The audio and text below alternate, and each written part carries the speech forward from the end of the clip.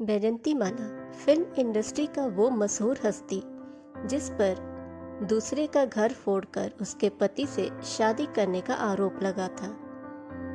आखिर क्या वजह थी कि बैजंती माला को एक ऐसे इंसान से जो कि पहले से ही शादीशुदा थे उनसे शादी करनी पड़ी, जिस वजह से बैजंती माला की पर्सनल लाइफ हमेशा ही कंट्रोवर्सी में रही। आखिर इन सब के पीछे क्या वजह थी, इसे जानने के लिए आप वीडियो को लास्ट तक जरूर देखें। हिंदुस्तानी सिनेमा का वो नाम जो अपने डांस, अपनी एक्टिंग और अपनी खूबसूरती के लिए हमेशा सम्मान के साथ लिया जाता है। देश की लाखों लड़कियों के लिए प्रेरणा का स्रोत है बैजंती माला। दक्षिण भारत की बैजंती माला ने देश और दुनिया में अपने टैलेंट का डंका बजा दिया था। बैजंती माला का जन्म 1936 को चेन्नई में रहने वाले एक अयंगर ब्राह्मण परिवार में हुआ था। इनके पिता का नाम एम.डी. रमन और मां का नाम वसुंधरा देवी था।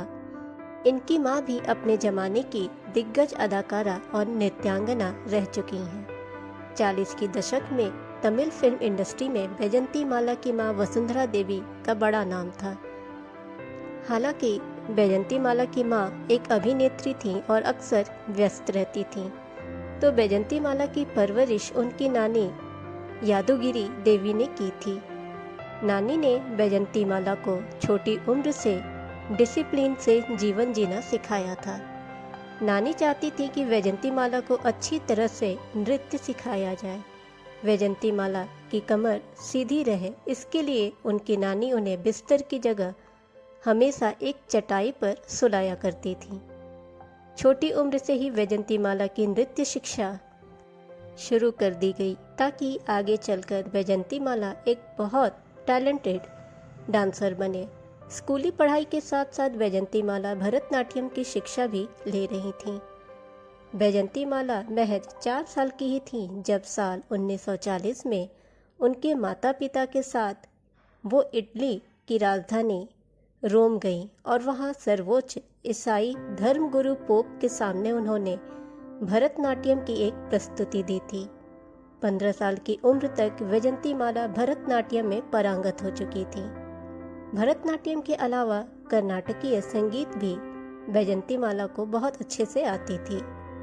इसी उम्र में ही बैजंती माला को फिल्म में काम करने का पहला ऑफर आया था। बैजंती माला के मामा पार्थ स्वामी जी भी फिल्म से जुड़े थे। वे न केवल एक एक्टर थे बल्कि तमिल नाटक लेखक भी थे और यही वजह थी कि तमिल फिल्मी शख्सियतों का बैजंती माला के घर आना जाना लगा रहता था। अपने नृत्य कौशल से 15 साल की उम्र तक बैजंती तमिलनाडु में बढ़िया नाम कर चुकी थी। इसलिए उस दौर के दिग्गज तमिल डायरेक्टर एम.वी. रमन ने बैजंती माला को अपनी फिल्म वजकई में काम करने का ऑफर दिया था, लेकिन उनकी नानी इनके फिल्मों में काम करने पर सख्त ऐतराज जताई थी। उन्हें फिक्र थी कि अगर बैजंती माला फिल्म में काम करने लगी तो उनका नृत्य और पढ़ाई दोनों ही छूट जाएगा। मगर जब डायरेक्टर एम.वी. रमन ने नानी को भरोसा दिलाया कि फिल्मों में काम करने से बैजंती माला की पढ़ाई नहीं छूटेगी और डांस के चलते उनकी लोकप्रियता चौगुनी हो जाएगी, तो नानी ने बैजंती माला को फिल्म साइन करने की छूट दे दी। इस तरह साल 1949 में वजकई फिल्म से बैजंती माला की फिल्मी करियर की शुरुआत हो गई। अगले साल 1950 में बैजंती माला ने जीविथाम नाम की एक तेलुगु फिल्म में भी काम किया और फिर साल 1951 में आई वो फिल्म जिसने बैजंती माला को हिंदी सिनेमा में एक ज़बरदस्त और मजबूत शुरुआत दिला दी। ये फिल्म थी बहार और ये बैजंती माला की पहली फिल्म वजकई का ही हिंदी रीमेक था। बहार फिल्म से मिली सफलता के बाद बैजंती माला ने अपना ध्यान हिंदी फिल्मों की तरफ लगाना शुरू कर दिया। हालांकि वो दक्षिण भारतीय फिल्मों में भी बराबर काम करती रहीं, लेकिन बैजंती माला को यह एहसास हो चुका था कि हिंदी फिल्मों के जरिए वो एक बड़ी ऑडियंस के बीच में खुद को स्थापित कर पाएंगी। इसी का नतीजा रहा कि साल 1954 में बैजंती माला की फिल्म नागिन ने सफलता की एक नई इतिहास लिख दी। ये फिल्म उस जमाने में बहुत बड़ी हिट साबित हुई थी। हिंदी सिनेमा में सफलता हासिल करने के लिए बैजंती माला ने हिंदी लिखना और बोलना सीखने के लिए काफ़ी मेहनत की थी। दरअसल बैजंती माला चाहती थी कि हिंदी फिल्मों में अपने डायलॉग्स वो खुद ही बोलें। नागिन फिल्म को मिली जबरदस्त कामयाबी ने बैजंती माला की ये मेहनत पूरी तरह से वसूल करा दी। इसके बाद बैजंती माला ने एक से बढ़कर एक हिंदी फिल्मों में काम किया और हिंदी फिल्मों के हर बड़े स्टार के साथ बैजंती माला ने सिल्वर स्क्रीन शेयर की।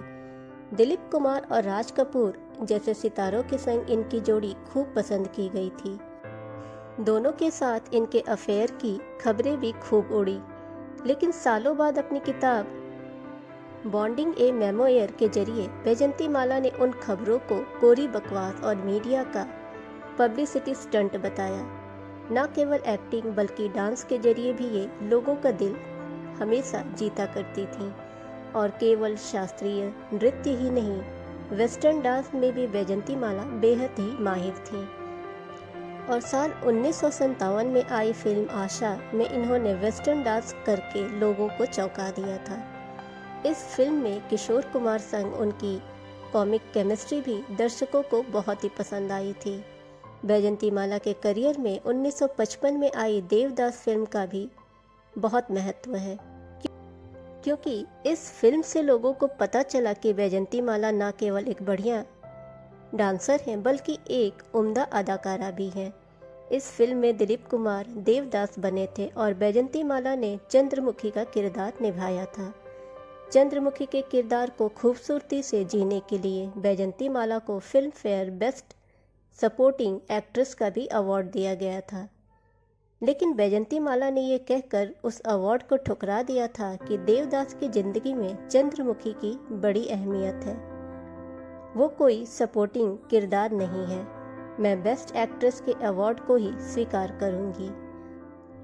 उस साल देवदास फिल्म में पारो का रोल करने वाली अभिनेत्री सुचित्रा सेन को बेस्ट एक्ट्रेस का किरदार दिया गया था। बैजंती माला को मिले अवार्ड्स की बात करें तो साल 1961 में आई फिल्म गंगा जमुना और 1968 में आई फिल्म संघर्ष के लिए Bengali film journalist association award दिया गया था। फिल्म गंगा जमुना के लिए ही बैजंती माला को फिल्म फेयर अवार्ड भी मिला था। इसके अलावा साधना और संगम के लिए भी बैजंती माला ने फिल्म फेयर अवार्ड्स अपने नाम किए थे। साल 1996 में फिल्म फेयर ने ही बैजंती माला को लाइफ टाइम अचीवमेंट अवार्ड भी दिया था। 1982 में बैजंती माला को संगीत नाटक एकेडमी अवार्ड भी दिया गया था और 1968 में भारत सरकार ने भी बैजंती माला को पद्मश्री पुरस्कार से सम्मानित किया था। बैजंती माला की निजी जिंदगी की बात करें तो उन्होंने डॉक्टर चमनलाल बाली से शादी की थी।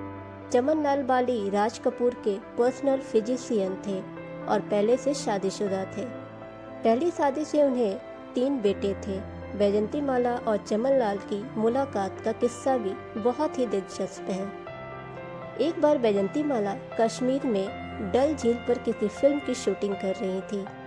इस सीन के दौरान बैजंती माला डल झील में गिर पड़ी और इसकी वजह से उनकी तबीयत काफ़ी बिगड़ गई थी।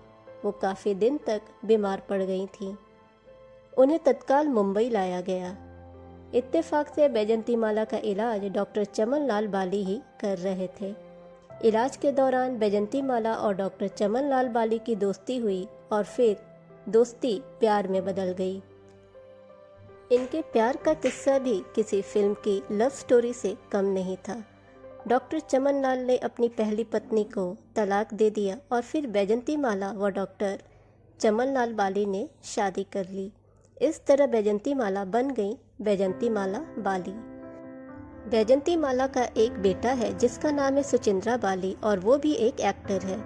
सुचिंद्रा बाली साउथ फिल्म इंडस्ट्री का एक बड़ा नाम है। हालांकि सुचिंद्रा ने हिंदी फिल्मों में अपना करियर शुरू किया था, लेकिन हिंदी सिनेमा में उन्हें कामयाबी नहीं मिल पाई। 1986 में बैजंती माला के पति डॉक्टर चमनलाल बाली का देहांत हो गया।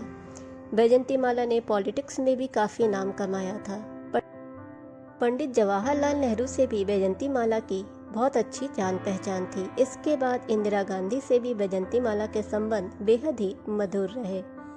इंदिरा गांधी के सपोर्ट से ही बैजंती माला ने साल 1984 में साउथ चेन्नई सीट से कांग्रेस के टिकट पर चुनाव लड़ा और सांसद बनी।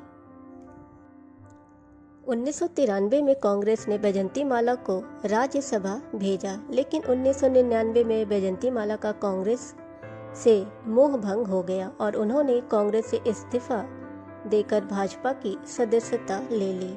इन दिनों अपनी बढ़ती उम्र के चलते बैजंती माला ने खुद को पॉलिटिक्स से दूर कर लिया। बैजंती माला की उम्र अब 85 साल हो चुकी है। उम्र के इस पड़ाव पर आकर उन्होंने खुद को सोशल लाइफ से पूरी तरह दूर कर लिया है। बैजंती माला के इकलौते बेटे सुचिंद्रा ने शादी कर ली है और वो खुद भी एक बेटी के पिता बन चुके हैं।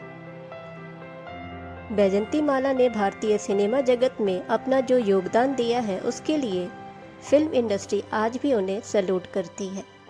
बैजंती माला केवल एक अच्छी एक्ट्रेस ही नहीं बल्कि एक अच्छी डांसर भी हैं। इसके अलावा भी उनमें कई टैलेंट कूट कूट कर भरे थे।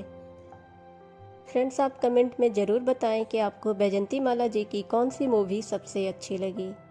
ऐसे ही इंटरेस्टिंग वीडियोस के लिए आप हमारे चैनल को सब्सक्राइब करें, नोटिफिकेशन बेल दबाएं ताकि हमारी हर वीडियोस आप तक पहुंचती रहें। वीडियो को ज़्यादा से ज़्यादा लाइक और शेयर करें। Thanks for watching.